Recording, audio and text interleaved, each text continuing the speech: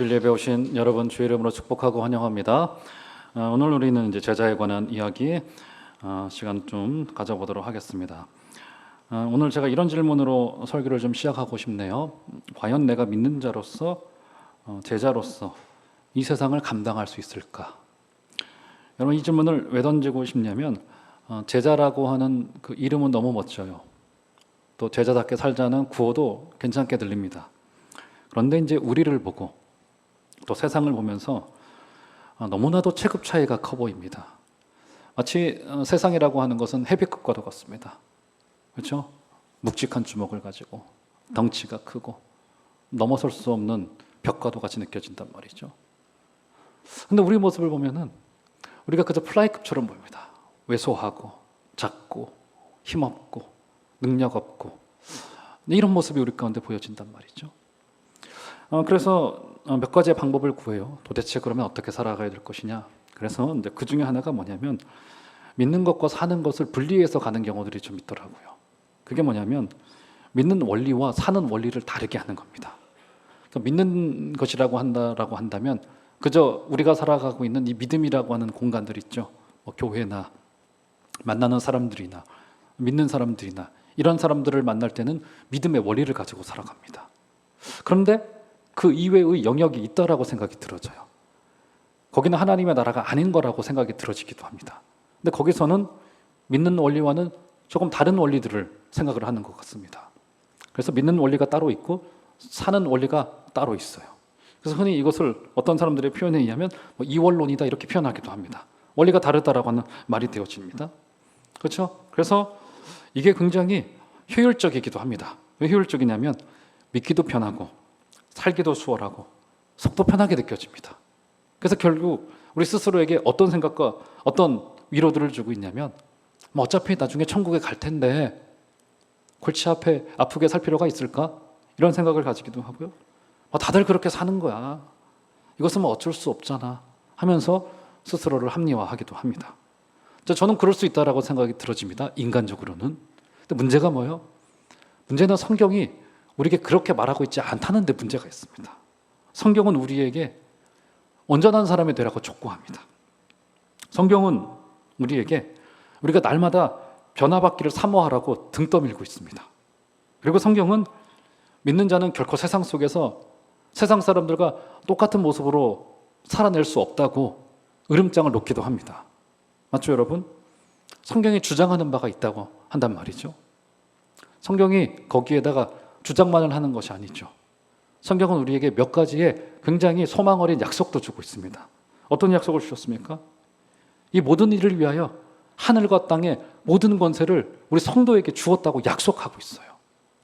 이미 그 말에서부터 우리가 하나님의 제자가 되어지고 예수를 따라가는 제자가 되어진다는 것이 얼마나 묵직한 일이고 얼마나 중요한 것인지를 주님께서 가서 제자를 삼으라는 그 말의 전제에 내가 하늘과 땅의 모든 권세를 내게 주었다는 것에서 이미 우리 성도의 삶이 변화되어지고 온전한 사람으로 나아간다라고 하는 것이 얼마나 중요한 것인지가 이미 전제되어져 있다고 하는 사실입니다. 그것만이 아니죠. 우리에게 성령을 부어주시겠다고 약속하셨고 성령의 권능을 주시겠다고 말씀하셨고 우리에게 달란트를 주기도 하시고 우리에게 그에 맞는 소명과 사명의 길을 구체적으로 보여주시겠다라고도 약속하여 놓고 계시고 있습니다. 게다가 우리 주님께서는 어떤 말씀과 어떤 약속까지도 주셨습니까? 우리 예수님께서는 제자들에게 너희들이 나보다 더 큰 일을 하게 될 것이다 라고 하는 어떻게 보면은 너무나도 황당스러운 우리 편에서 우리가 어떻게 주님보다 더 큰 일을 할 수 있을까? 이런 생각이 들 정도로 주님께서는 굉장히 분명하고 굉장히 확실한 약속을 우리에게 주셨습니다. 자, 그렇기 때문에 결국 이 모든 것이 믿는 일과 사는 일이 언젠가는 만나지게 될 거라는 거예요. 지금은 이것을 분리해 놓습니다. 둘을 우리 안에서 만나게 하게 하고 싶지가 않아요. 둘은 늘 부딪히는 것만 같습니다. 내가 믿는 일과 내가 사는 일이 만나지게 하고 싶지가 않아요. 그러면 나 스스로도 괴롭고 갈등도 일어나고 내가 싸워서 분투해야 되고 내가 포기해야 될 것도 생겨나게 되어지고 내가 한 번도 가보지 않은 길을 가야만 될 것 같고 하는 일들이 계속 내면을 성찰하고 우리 스스로를 변화시키라고 하는 이 성경의 촉구를 우리가 외면할 수 없기 때문입니다. 자, 오늘 읽었던 오늘 이 나면서부터 안진뱅이 된 자가 성전의 미문 앞에서 구걸하고 있었던 이 현장이야말로 바로 우리가 믿는 일과 우리가 사는 일이 만나게 되는 굉장히 극적인 장면일이라고 저는 생각되어집니다. 자, 그래서 오늘 이 말씀을 통하여서 과연 제자로서 내가 제자입니까? 라고 하는 물음이 내게 던져졌을 때 이 제자라고 하는 믿음의 현장이라고 하는 것은 바로 이 절망과 소망이 교차하는 현장이고 이 믿는 일과 사는 일이 중첩되어져서 결국 하나님이 우리에게 촉구한 삶으로 나아갈 수밖에 없다는 사실을 다시 한번 좀 확인해보는 우리 시간이 되기를 바랍니다. 오늘 읽은 말씀은 너무나도 유명한 사건이고 여러분 잘 알고 계시죠? 그래서 이 말씀을 우리 주님께서 그렇게 치료 사역을 하셨듯이 우리 제자들에게도 권능이 임하다 보니까 안진뱅이도 일으키고 죽은 자도 살려내고 했던 사건을 기록해 놓은 것이구나, 이렇게 정도로 이해하고 넘어갈 수 있습니다. 그것도 나쁘질 않아요. 믿으시길 바랍니다. 저는 지금도 믿습니다. 성령의 권능이 임하면 우리 성령께서는 우리를 치료하시고, 우리에게도 환우들이 많이 계신데 우리 주님께서 권능의 손길로 그 사람들을 만져가실 것을 믿으시기를 바랍니다. 그리고 병의 치료보다도 더 어려운 변화되지 않는 사람의 마음들, 저는 변화될 것을 믿습니다. 여러분 믿으시기를 바랍니다. 그런 치료의 역사는 지금도 일어나는 거예요. 여러분 성령의 역사를 제한치 마세요. 우리 자녀들의 부족한 모습들도 많이 보이고 우리 믿지 않은 부모님들이 돌아오셔야 될 텐데 그들의 그 두터워진 마음들과 마치 발뒤꿈치처럼 그 무디어진 그 마음들이 과연 변화될 수 있을까? 우리 편에서 의심이 갈 수도 있겠죠. 그런데 성령의 능력은 제한하지 마세요. 오늘 안진뱅이가 불과 40일 전에 범인이었던 베드로와 요한의 예수 그리스도의 선포로 일어나게 된 거라고요. 여러분 교회도 마찬가지입니다. 어떤 분들은 참 그런 걱정들을 많이 하시더라고요. 저도 사실은 인간적으로 걱정이 안 되는 건 아닙니다.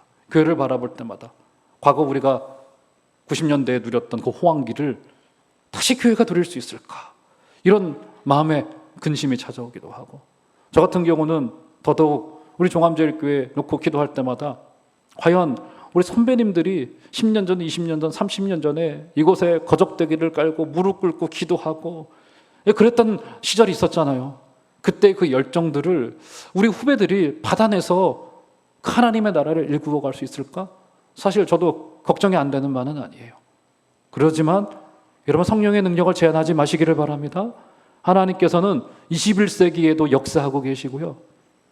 이 첨단의 시대라고 사람들이 자신의 지식을 뽐내고 교만을 자랑하고 경쟁에서 이기는 것을 최우선의 가치를 두고 있는 이 세상 속에서도 누군가는 사랑의 실천을 하면서 지금도 그리스도의 제자의 모습으로 살아내고 있더라고요. 보니까 성령의 능력을 제한하지 마세요.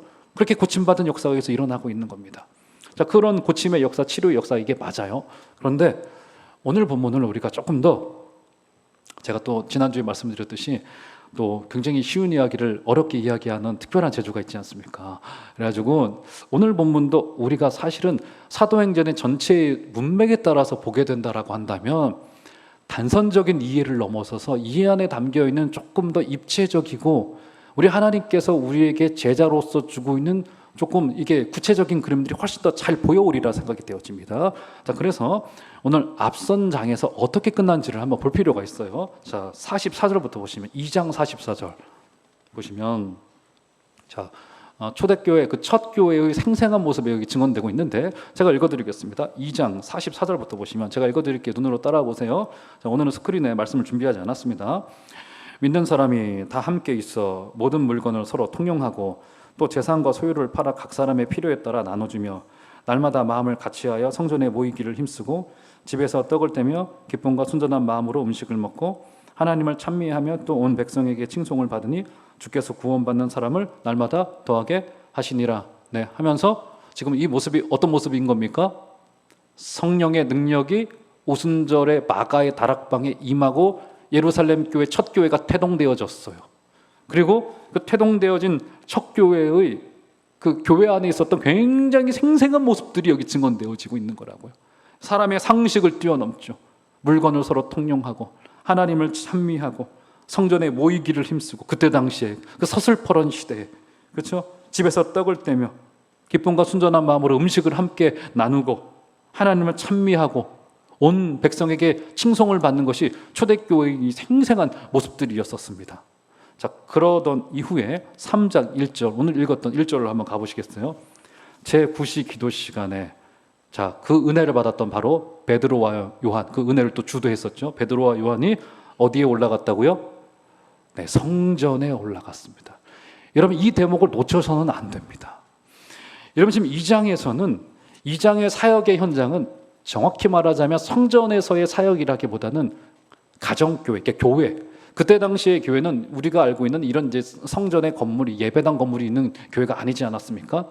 각 가정에서 모였던 크고 작은 그룹들의 이제 이게 뭐라 해야 될까, 이제 자잘자잘한 모임들이었단 말이죠. 근데 그것이 이제 뭉쳐져서 하나의 큰 예루살렘 교회라고 말한 거 아니겠습니까?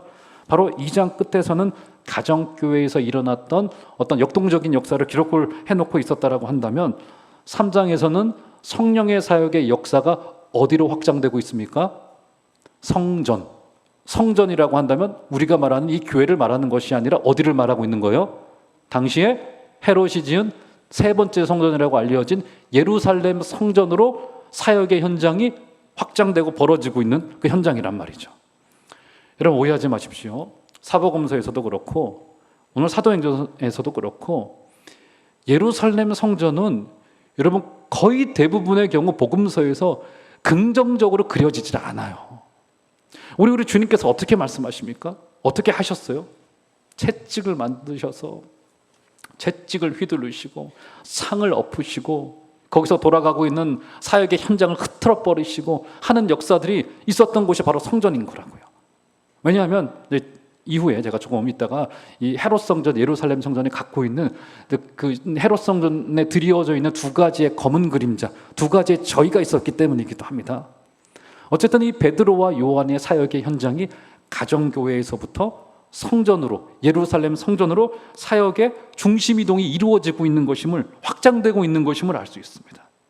여러분, 성령의 역사의 특징이 바로 이겁니다. 뭡니까? 영향력이에요. 여러분, 이게 말씀의 힘입니다. 여러분, 누가 시킨 것도 아닌데 범인이었던 베드로와 요한은 자신의 사역의 현장을 가정교회에서 그때의 정치의 야욕에 숨어있고 유대인의 종교의 허영이 숨어있던 그것 어둠의 중심지였던 성전으로 그들의 사역이 이동되어지고 있는 거라고요. 여러분, 이것이 바로 말씀의 힘입니다. 말씀은요, 그 영향력을 미칠 수밖에 없게 되어져요. 말씀은요, 그렇게 사람을 변화시킬 수밖에 없게 되어지고요. 범인이었던, 너무나도 평범했던 베드로와 요한을 불과 40일 전에는 주님을 부인했던 사람이었는데 말씀을 사도행전 2장에서 베드로가 힘있게 선포하고 3장에서는 어떻게 되는 거예요? 예, 그가 안진뱅이였던 자를 일으킬 정도로, 이건 베드로의 능력을 이야기하는 게 아니죠. 주님의 사역이 그대로 사도들에게 이양되고 있는 것이고 이제 교회들에게 그렇게 이양되고 있는 것임을 우리가 여기서 확인할 수 있게 되어지는 거라고요. 결국 여러분, 말씀은요, 우리의 인생을 헤집어 놓게 되어져 있습니다. 우리를 변화시키게 되어져 있고요. 우리의 굳어졌던 마음을 부들부들하게 만들게 되어져 있고요. 말씀은 우리를 변화시킬 거예요. 사랑하는 여러분, 그 하나님의 말씀 앞에 여러분의 인격과 여러분의 인생들과 여러분들의 삶들을 다 내어놓으시는 복되고 놀라운 기적이 있으시기를 주의 이름으로 축원합니다. 이 시대의 10대들에 대한 걱정이 많아요. 저들이 저지르고 있는 범죄들을 볼 때마다 어른들보다 더한 경우들도 너무 많이 있고요. 또 교회들을 바라볼 때마다 과거의 능력이 잃어져 버린 것 같기도 하고 그럴 경우들이 너무 많습니다.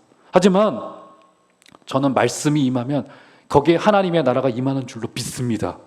그래서 우리 교회를 비롯하여서 온 교회의 중요한 사역 중에 하나가 뭐냐면 바로 하나님의 말씀과 기도예요. 너무 뻔한 이야기 한다고요? 네, 너무 뻔해요.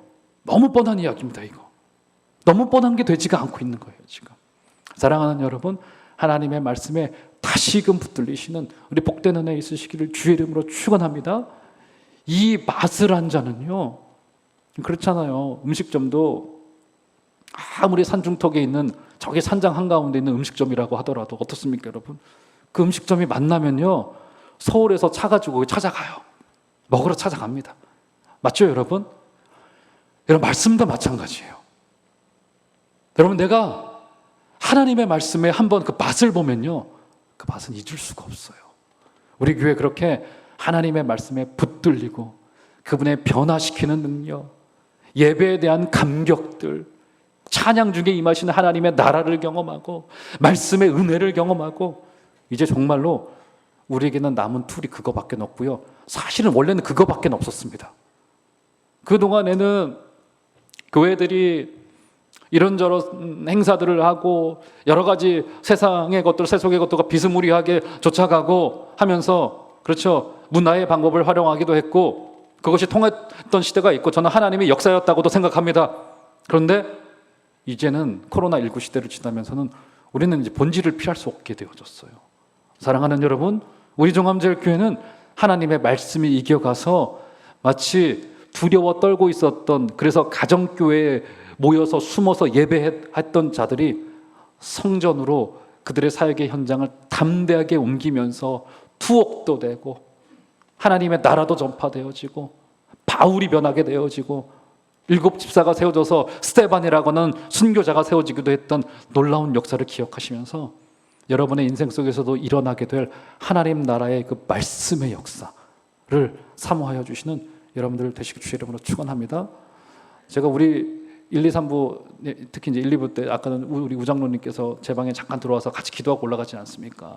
제가 빼놓지 않고 하는 기도 중에 하나가 뭐냐면, 오시는 2부 예배의 성도들이 꼭 예배에 성공하게 해달라고 기도합니다. 예배에 성공하게 해달라고. 여러분, 다른 건 모르겠어요. 그런데 예배는 성공해야 돼요. 그런데 예배가 우리 너무 많잖아요.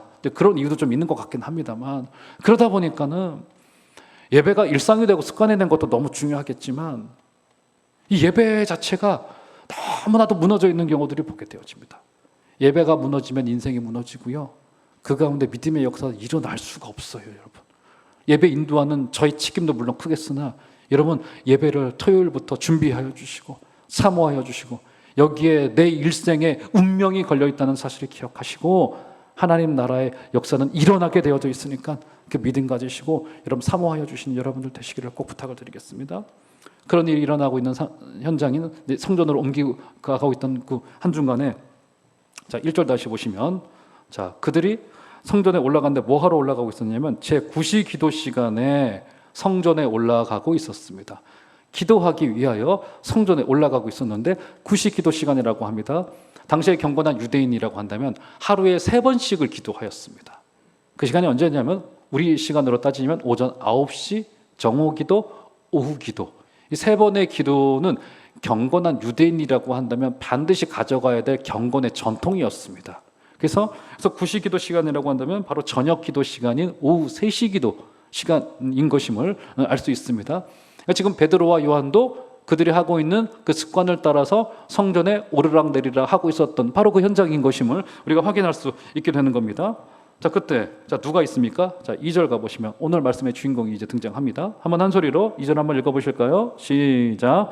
나면서 못 걷게 된 이를 사람들이 메고 오니 이는 성전에 들어가는 사람들에게 구걸하기 위하여 날마다 미문이라는 성전문에 두는 자라. 네, 그림이 그려지시죠? 걷지 못하다 보니까 사람들이 글을 들어서 사람들이 많이 오고 가는 그 현장이었던 미문이라고 하는 곳에 그 사람을 적절한 시간인 구시기도 시간에 사람들이 많이 오고 가다 보니까 거기에 이렇게 앉혀두었던 이런 상황이 되어진 것 같습니다. 뭐 우리로 말하자면 뭐 지하철역 아침 9시가 출근 시간이니까 한 8시쯤 이렇게 사람들이 데려다 놓고 구걸할 수 있도록 이렇게 데려다 놓은 이런 형국이에요. 자, 일단 이 장소가 어디입니까? 성전의 미문이었다. 이렇게 표현해 놓고 있죠. 자, 미문. 자, 미문이 어디입니까? 여러분, 미문. 미문이 어떤 뜻인 것 같으세요? 미문. 우리말로 조금 아쉽게 번역되어져서 잘 번역하긴 했는데, 그래서 미자가 아름다울 미자입니다. 그러니까 아름다운 문, 이런 뜻을 가지고 있는 것이 바로 이 미문이에요. 미문. 그렇죠? 미문입니다. 말 그대로 beautiful gate, 아름다운 문. 당시에 헤롯이 지은 성전에 들어가기 위해서는 한 10대 개의 문 정도가 예루살렘 성전을 두르고 있었다라고 알려지고 있었고, 그 중에 한 2-3개의 문은 헤롯이 그 성전을 준공할 때 그 문은 굉장히 전략적으로 은과 금을 입혀가지고 굉장히 아름답게 만들었다고 알려진 문이 한 2-3개 정도 있었다고 알려지고 있어요. 그 2-3개 중에 이 미문이 어떤 문인지는 정확진 않지만 그 문 중에 하나인 것임은 분명합니다. 그렇죠? 여러분, 그때 당시에 예루살렘에 있었던 성전을 재건축한 사람은 유대인들도 아니고 느헤미야 성전도 아니고 바로 헤롯이 지은 제3번째 솔로몬 성전과 느헤미야가 지은 성벽과 지은 성전, 바벨론 포로기 이후에 2번째 성전을 지나서 이것은 바로 3번째 성전이었던 소위 헤롯 성전이라고 불렸던 이 성전이었어요. 자, 그럼 궁금해지잖아요. 아니, 정통 유대인도 아니었던 이 당시에 유대의 분봉왕이었던 헤롯이 뭐하러 유대인들의 종교와 관련된 이 성전을 지어가지고 거기 이제 멋들어지게 지어놓고 문도 금으로 입혀놓고 그랬었단 말이죠. 자, 왜 그랬을까요? 여러분, 헤롯은요 에돔 족속, 에서의 가문 에돔 족속 출신이었습니다. 그러니까 뭐 반은 유대인이었고 뭐 반은 그렇지 않은 정도의 인물이었어요. 그래서 그 성경 속에서도 이제 그런 기사들이 좀 등장하고 있는데, 그래서 그는 이 혈통에 관한 이 컴플렉스가 상당히 많았던 인물입니다. 이게 사람이 이제 이 컴플렉스가 있으면 늘 이게 이제 문제가 되어지지 않습니까? 유대인들이 경멸하는 에돔 족속 출신이 다스리려고 하다가 보니까 뭐 그렇잖아요. 우리도 요즘 시대 때 뭐 댓글이 달리고 사람들이 뒤에서 수군거리는 소리가 들리고 하면은 마음이 편치 않은 사람들은 이제 거기에 대해서 이제 무리하게 이제 반응하는 거 아니겠습니까? 그것처럼 반응이 되는 겁니다. 그래서 내가 이 사람들을 잘 다스리기 위해서는 성전을 하나 지어줘야 되겠다. 이렇게 해서 지어진 성전이 바로 헤롯 성전이었었습니다. 그리고는 유대인들의 환심을 사기 위해서는 그 중에 문 2-3개를 택하여서 거기에 금을 입히고 은을 입히고 보석도 좀 받고 이름도 멋들어지게 해가지고 좀 유대인들의 마음을 사야 되겠다 했던 것이 그때 당시에 예루살렘 성전이요, 이 아름다운 문이라고 알려진 이 미문에 담겨져 있는 첫 번째의 저희였습니다. 그러니까 놀랍게도 이 성전은 유대인들이 지은 것도 아니고 뭐 더더욱 예수님이 지은 것은 더더욱 아니고 뭡니까? 놀랍게도 당시에 정치 권력자였던 헤롯이 유대인들의 정치적인 환심을 사고자 했던 그 저희를 가지고 있는 것이 바로 이 헤롯 성전이었었어요. 그렇죠? 첫 번째 들어가 있는 저희는 바로 헤롯의 정치적인 야욕. 첫 번째입니다. 두 번째 뭡니까? 그래서 유대인들은 그래서 이 성전을 바라보면서 어떤 마음을 가졌을까요? 화려한 성전을 바라보면서 자신들만이 선택받은 민족이라고 하는 이 뭐라고 해야 될까요? 종교적인 허영심이 충족되어지는 공간이 바로 이 예루살렘 성전이었을 거라고요. 여러분, 저 독일에 있는 쾰른 대성당, 물론 카톨릭이긴 하지만 그 쾰른 대성당은 쾰른 시내에서 가장 높은 건물입니다. 너무 놀랍죠? 지금도 거의 제일 높은 건물이에요. 쾰른이라는 시내에서. 여러분, 그런데 그 쾰른 대성당을 가보신 분들 계실런지 모르겠습니다. 저도 가보진 못했고 글로만 읽어봤는데, 쾰른 대성당이 여러분 몇 년 동안 지어진 줄 아세요? 몇 년 동안? 쾰른 대성당이 무려 400년 동안 지어져. 400년 동안 인력이 동원되어지고, 그렇죠? 거기에 물질이 투자되어지고, 그래서 놀랍게도 쾰른시를 정비를 하는데 다른 모든 집들은 이 바라볼 때 거의 높이를 거의 비슷하게 했습니다. 거의 모든 건물들은 그 이상을 올라오질 못해요. 그런데 쾰른 대성당만 삐쭉하게 올라옵니다. 그래서 지금은 문화재가 되어져 있죠. 종교가 문화재 정도로 되어진 상황인 건데, 가서 보면은 뭐 사진이나 그림만 보더라도 이제 어마어마하더라고요. 근데 그런 정도의 상황이 지금 예루살렘 성전이 가지고 있었던 기능이었던 거라고요. 유대인들의 종교적인 허영심을 충족시켜주고, 한편으로는 또 다른 한편으로는 뭡니까? 헤롯의 정치적인 야욕이 도사리고 있었고, 그 저희가 숨겨져 있는, 그 기저에 있는 바로 이런 두 가지의 이해관계가 얽혀져 있는 곳이 바로 예루살렘 성전이었습니다. 미문이었고요. 그런데 거기 누가 있는 거예요? 절망을 품고 평생 한번 걸어보지 못한 인물이었던 거린이 수많은 사람들이 드나들고 있는 그 문 앞에서 구걸하고 있는 현장인 거라고요. 여러분 이 전체의 그림을 여러분 머릿속에 한번 그림으로 한번 떠올려 보십시오. 얼마나 불행한 사진입니까, 여러분? 그렇지 않아요? 수많은 예배자들이, 수많은 기도자들이라고 불렸던 사람들이 출입하고 있는 이 현장에 이 거리는 예배자로 와 있질 않아요. 성전 한복판 가장 아름다운 문 밑에 사람들의 손에 가져다가 내팽개져서 그 사람들의, 유대인들의 종교적인 허영심에 기대어서 동전 하나를 얻고자 했던 거린이 거기서 목숨을 구걸하고 있고 생명을 구걸하고 있고 동전을 구걸하고 있었던 너무나도 아이러니한 현장이 여기서 벌어지고만 거라고요. 그러니까 여러분, 지금 이 거린이 왜 하필 이 미문을 선택하여서 그곳에 왔을까요? 왜 왔을까요? 왜요? 그곳에 지나다닐 때요, 사람들이 웬만하면 미문을 지나가고 싶어 했습니다. 아름다운 문을 지나서 저 멋들어진 성전에 들어가서 유대인들이 거기에 가서 기도구제 금식을 하게 되면 나는 굉장히 종교적인 사람이지 라고 하는, 종교에도 허영심이 있어요. 종교의 허영에 붙들려 있는 유대인들의 마음에 기대어 있는 것이 바로 이 거린의 의도였었습니다. 그리고 이 거린은 어때요? 그곳에서 돈을 얻고자, 그의 인생 속에 날마다 성전 앞에 와 있지만 어떤 것도 기대하지 않고 예배자로 서 있지 못한 채 성전 옆에서 그렇게 그는 자신의 목숨을 구걸하고 있는 정도로 살아가고 있던 것이 바로 이 그림이에요. 결국 윈윈 전략이죠. 거리는 돈을 구하고 있고 유대인은 종교적인 허영심을 채워가고 있고 윈윈 전략을 지금 하고 있었던 것이 그때의 현장이었던 거라고요. 그러니까 사실 이 안진뱅이만이 아니라 당시의 유대 지도자들 그리고 그들의 종교의 중심이었던 이 성전 역시 굉장히 무력한 상태에 있었던 겁니다. 이게 뭡니까? 당시의 진리가, 당시의 종교가, 당시의 여호와의 종교가 제 기능을 하지 못하자 어떻게 되는 겁니까? 앉아있는 거린마저도 무력한 그림 앞에 던져져 있고 내팽겨져 있는 그림이 바로 이 그림인 거라고요. 여러분, 그래서 우리 기독교가 중요한 이유가 어디에 있냐면 우리가 제 기능을 하지 못할 때 어떻게 되는 거예요? 우리 앞에 구원받을 자가 와서 앉아있다 하더라도 감당을 하죠. 관심도 없게 되어죠. 그저 동전 한두 개를 던져주면서 내 종교적인 허영심을 맡기고 있고 나는 잘 나가고 있고 나는 그저 물질의 풍요함을 누리고 있고 안락함을 누리고 있고 그러니까 나는 복받은 자지 하면서 주님의 필요에는 전혀 눈 감겨져 있는 모습들이 우리가 믿고 있는 종교의 모습일 수 있는 거라고요. 우리 주님께서 변화산 위에 올라가셨습니다.